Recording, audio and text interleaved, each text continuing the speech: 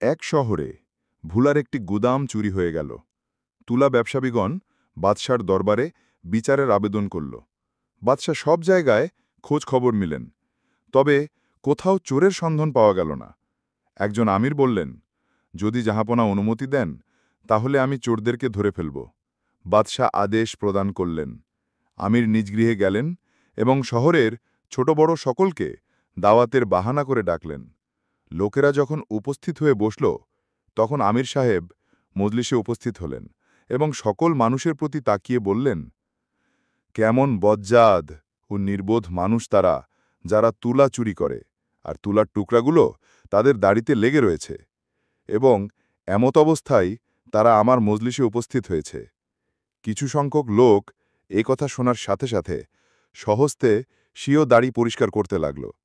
আমির সাহেব বুঝতে পারলেন যে এরাই চোর। বাদশাহ আমিরের এ সুকৌশলকে শুভেচ্ছা ও ধন্যবাদ জানালেন।